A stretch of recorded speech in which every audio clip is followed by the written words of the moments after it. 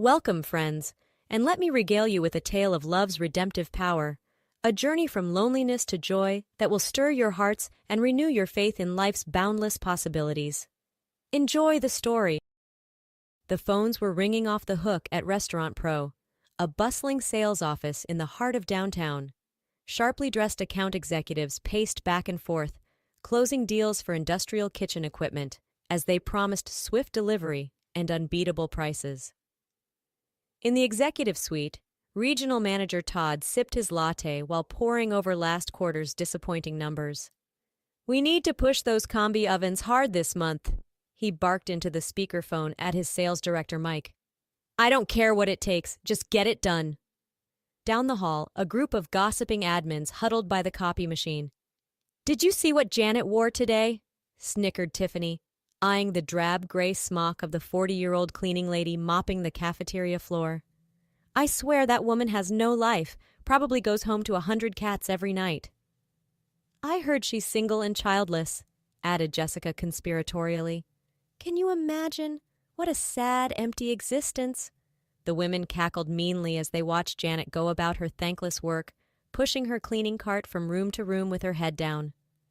Little did they know the pain and heartache hidden behind Janet's solemn demeanor.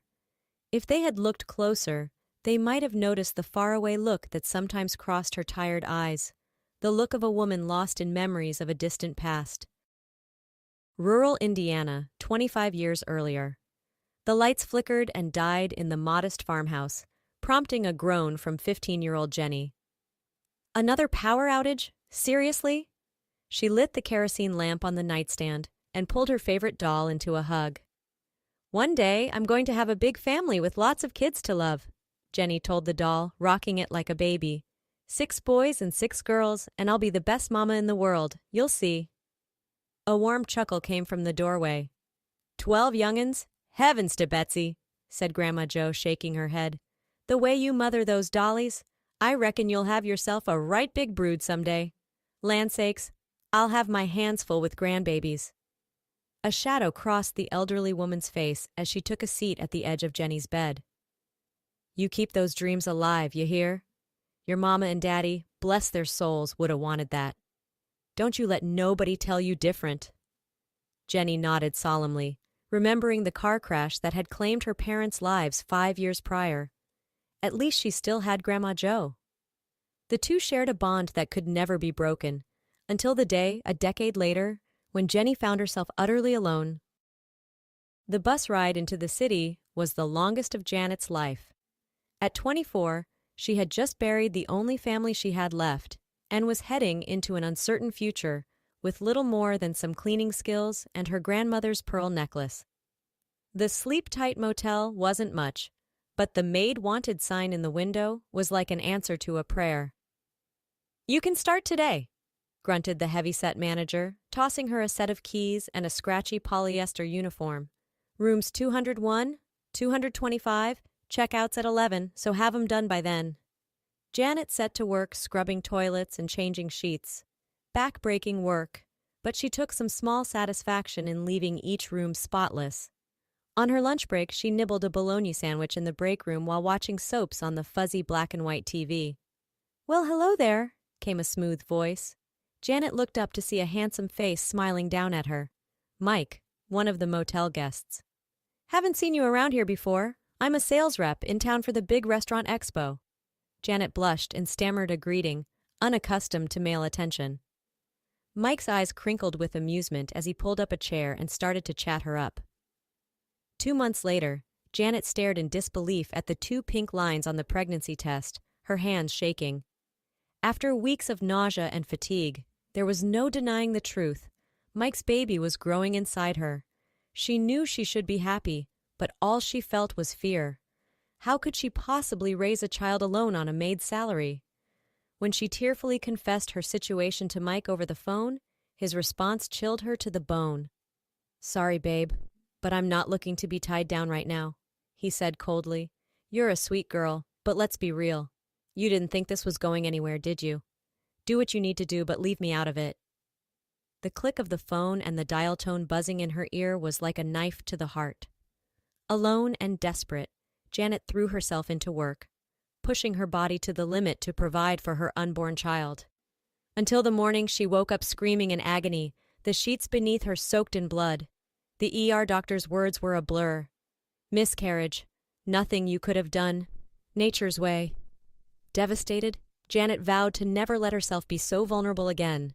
She poured all her energy into her job, barely noticing as the years slipped by. But some scars never fully heal. 5 years later.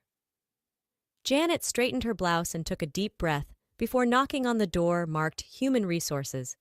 A new job at a successful company was just what she needed for a fresh start.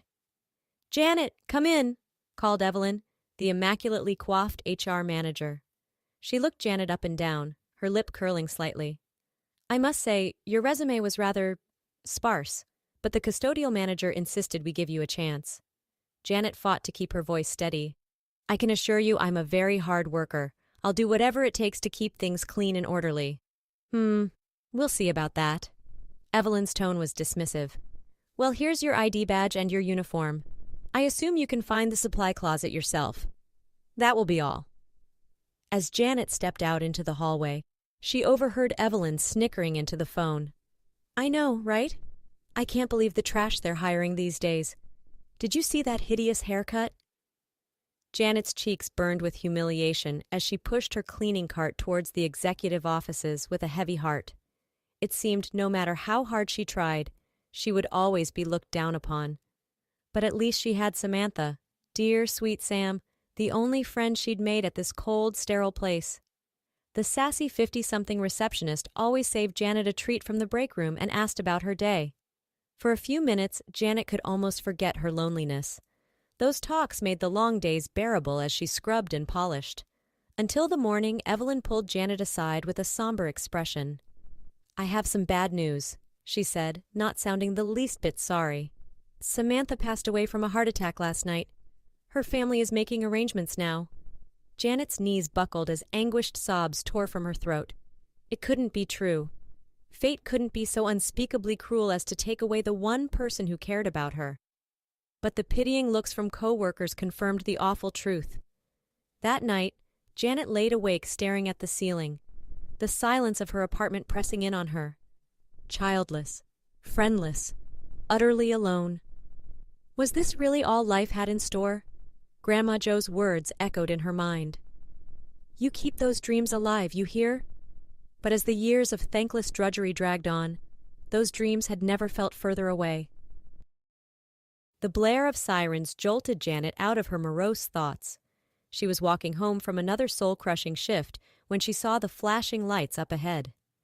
A small crowd had gathered by the riverbank, murmuring in concern. As she drew closer, Janet gasped at the sight of a young boy splashing and flailing in the swift current. "Help! I can't swim!" he sputtered, his head dipping below the surface. Without a second thought, Janet kicked off her shoes and plunged into the frigid water, her heart pounding. She hadn't swum in years, but pure adrenaline propelled her forward until she reached the boy. "I've got you!" she called, looping an arm around his chest and pulling him close. The current was strong, threatening to drag them both under, but Janet kicked with all her might towards the shore.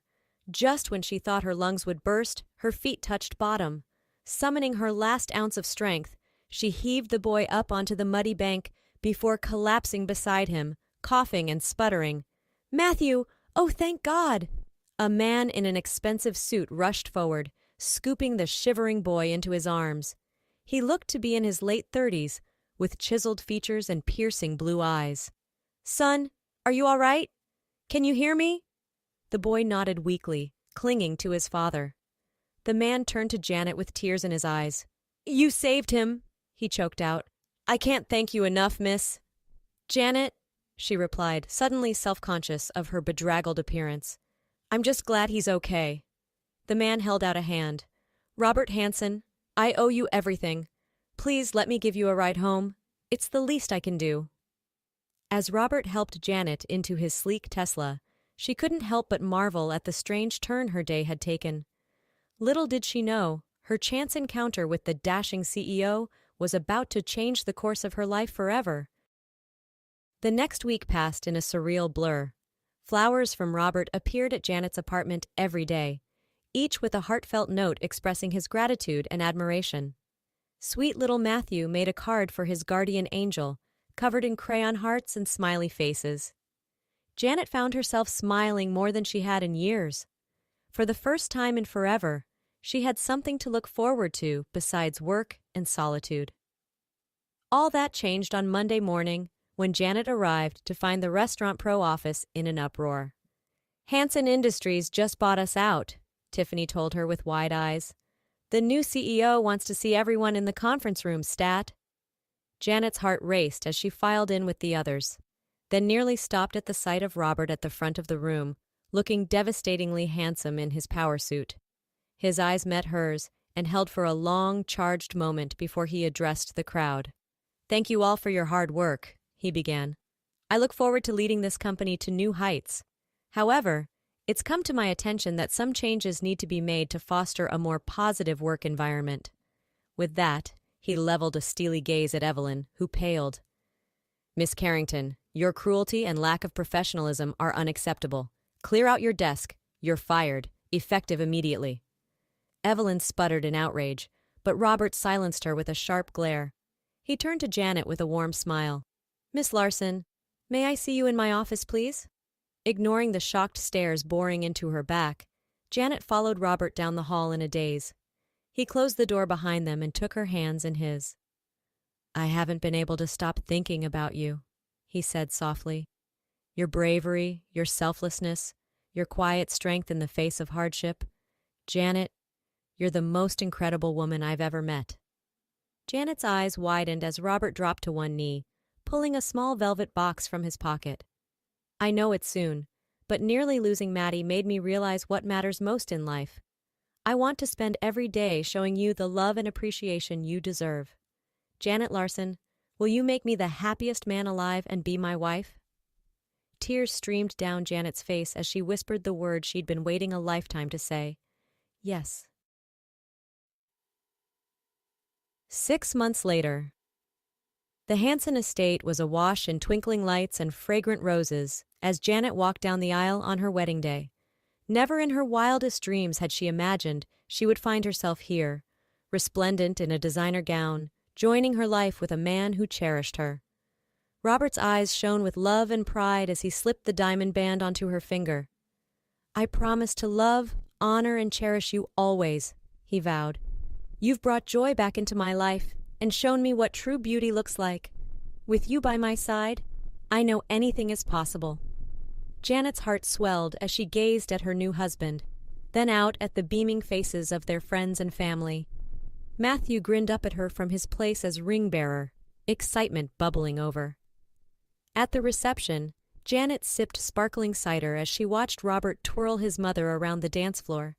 She rested a hand on her stomach, still hardly daring to believe the news they'd received last week. After so many years of heartache, her dream of motherhood was finally coming true, ×2. The doctor had confirmed she was carrying healthy twins due just before Christmas. As if reading her thoughts, Robert appeared at her side, drawing her into his arms. "Have I told you how radiant you look, Mrs. Hanson?" he murmured. "You're positively glowing." Janet rested her head on his chest, listening to the steady thrum of his heartbeat. "I just can't believe this is real," she whispered. "I keep waiting to wake up and find out it was all a beautiful dream." Robert tilted her chin up and kissed her tenderly. "Believe it, my love. This is just the beginning of our happily ever after."